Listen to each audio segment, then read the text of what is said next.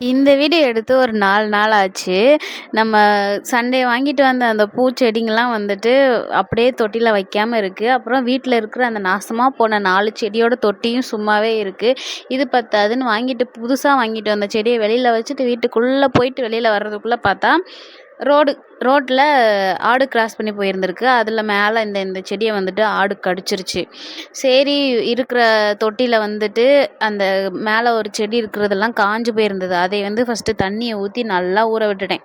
அதுக்கப்புறம் அந்த குச்சிய புடுங்கி போட்டுட்டு நல்லா பள்ளம் பறிச்சு ஒரு செடியா வச்சிரலாம் அப்படின்ட்டு ஃபர்ஸ்ட்டு அந்த வல்லாரக்கீரைய தான் ஒரு தொட்டியில வச்சேன். அது கூட இருந்த அந்த அந்த ஒரு அழகுக்கு வைக்கிற அந்த செடிய தனியா எடுத்துட்டு அத ஒரு தொட்டியில வச்சுட்டேன். அதுக்கப்புறம் தனியா இன்னொரு தொட்டியில அந்த வில்வ மரத்த நட்டு வச்சுட்டேன். இது வீட்ல வைக்கக்கூடாதாமா. இது எனக்கு வாங்கிட்டு வந்ததுக்கு அப்புறம் தான் தெரியும். சரி இருக்கட்டும், ஒரு கோவில்ல அல்லது நம்ம காட்டுல எங்கேயாச்சும் ஊண்டிக்கலாம் அப்படின்ட்டு அத ஒரு தொட்டியில வச்சுட்டேன். அப்புறம் அந்த கத்தாழை செடி வச்சதுலேருந்தே சும்மாவே தான் இருக்குன்ட்டு அந்த தொட்டியில இருக்கிற அந்த கத்தாழை செடிய புடுங்கிட்டு அதில் அந்த வல்லாரக்கீரை கூட இருந்த அந்த அழகு செடிய அதில் வச்சுட்டேன்.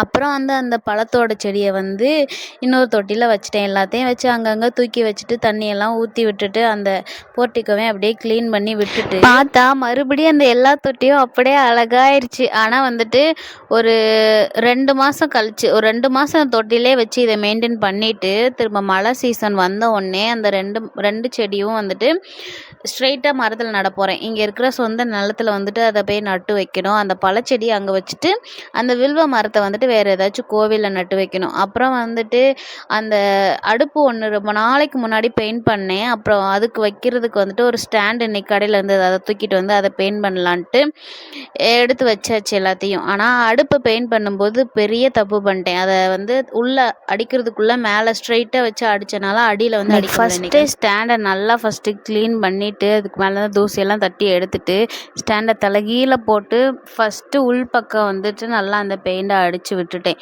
அதுக்கப்புறம் நேராக தூக்கி போட்டு நல்லா அடித்து வச்சுட்டு அந்த அடியில் அடிக்க முடியாத அந்த அடுப்பையும் தூக்கி வச்சு அதையும் அந்த அடி பக்கத்தில் அடிச்சுட்டு ரெண்டையும் வெயிலில் காய வச்சுட்டு கடைக்கு கிளம்பி திரும்ப வீட்டுக்கு அந்த வீட்டுக்குள்ளே தூக்கி வச்சு பற்ற வச்சு பார்த்துடலாம். ரொம்ப நாள் ஆச்சு பற்ற வைக்கிறது எப்படின்னே மறந்து வரப்போச்சு அப்படின்ட்டு பற்ற வச்சா ஃபஸ்ட்டு தீ பெருசாக பற்றிக்கிச்சு.